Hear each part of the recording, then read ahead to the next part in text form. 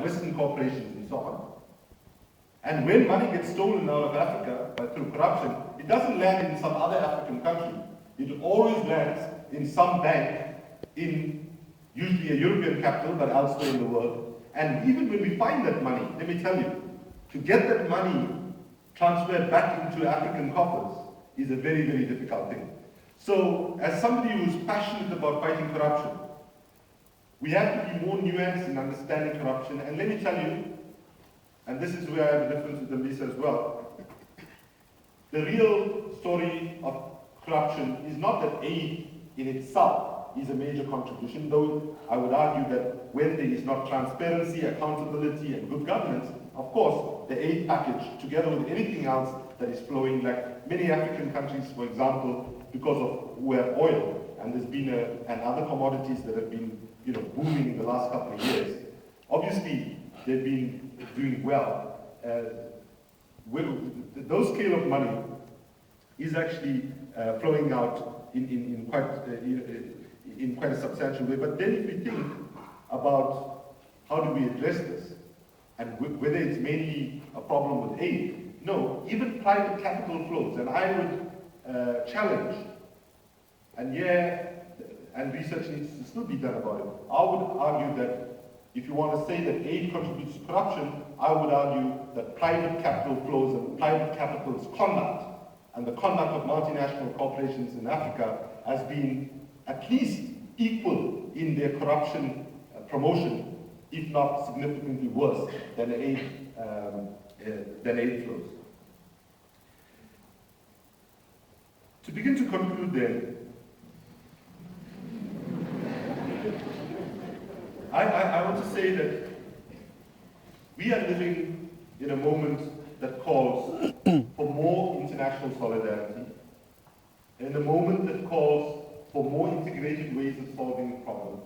We have to begin to see the struggle to end global poverty and the struggle to reverse climate change and protect our environment for future generations are two sides of the same coin. Problematic though aid is, and I should tell you that I chair the Global Call to Action Against Poverty, and on aid, we have two huge parallel asks. One is on quantity of aid, because we feel that a promise should be met, that the historical devastation caused to Africa needs to be redressed, but we put equal attention on the question of countries meeting their global commitments of 0.7%, and simultaneously, if not even more focus, is on the question of the quality of aid. So what we need to be thinking about is putting pressure on reforming in the short term and building and targeting aid in very specific ways. And Zimbabwe actually provides us with a very good example. Because right now, many governments who have been to Zimbabwe from Europe, I was with the Swedish International Development Minister in the Parliament 2 days ago in Stockholm, and she had just come back from Zimbabwe, and we were both launching a new civil society policy that they are launching in Sweden to support Zimbabwean civil society, African civil society. And what they're doing there is they've got a government that's problematic, and there are ways in which you can say we can have big flows going right now to support the health system, the education system, and so on, and build ways in which you can enhance the possibility that those resources get to those that need it and save lives. It can be done, it is being done. In Uganda, for example, when the British government gave an educational grant and for textbooks was part of it, there was a civil society campaign that actually tracked the flow of those textbooks from the capital to the various localities, and that reduced textbook corruption considerably. So this can be done, it should be done, and we need to actually work for it. I'd like to conclude on a totally unrelated, in an unrelated way, with a story. Some of you might be thinking, is this guy just like seriously foolish and optimistic, sounding the way that he does? And I want to just explain it through a story. When I was 22 years old, I had to flee my country into exile. And my best friend at that time his name was Naidoo, same surname, no relation, asked me a question. He said, Kumi, what is the biggest contribution we can make to the cause of humanity? And I said, that's a very simple question. Give your life. He said, you mean go participate in the demonstration, getting shot and killed, and becoming a martyr? I said, I guess so. He said, that's the wrong answer. It's not giving your life, but giving the rest of your life. I was 22 years old that time. My friend Lenny was a vegetarian, and to be honest with you, I didn't get vegetarianism then. Now, climate change and all, I have to say, I really get it. And I said, yeah, rest of your life. And we both went into exile in different directions. And just over a year after we fled, I got a call in Oxford University, where I was at that time, telling me that my friend Lenny and 3 young women from my hometown had been brutally murdered by the apartheid regime.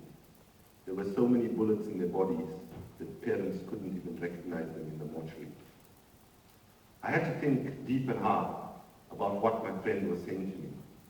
What he was saying was that the struggle for justice, the struggle to end global poverty, the struggle to ensure that we protect all forms of life on this planet, fauna, flora, and human life, and to ensure environmental sustainability. These struggles are marathons and not sprints. And those of us that seek quick returns and magic bullets and so on are kidding ourselves. And so I say to each and every one of you, if you've given up your Friday night to come to a topic that is not about, sex, lies, and videotapes, then you must be people of conscience. And I say to you that if you are people of conscience, there must be times when you lose faith. And you lose faith in, for example, does my little contribution make a difference? And I want to say to you, cynicism is not what we need now. Human solidarity is what we need if we're going to safeguard this planet for current and future generations.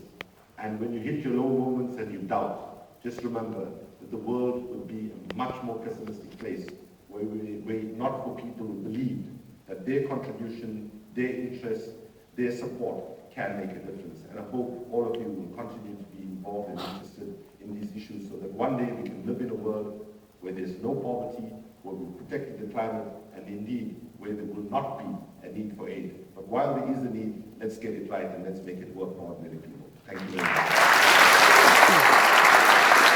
much.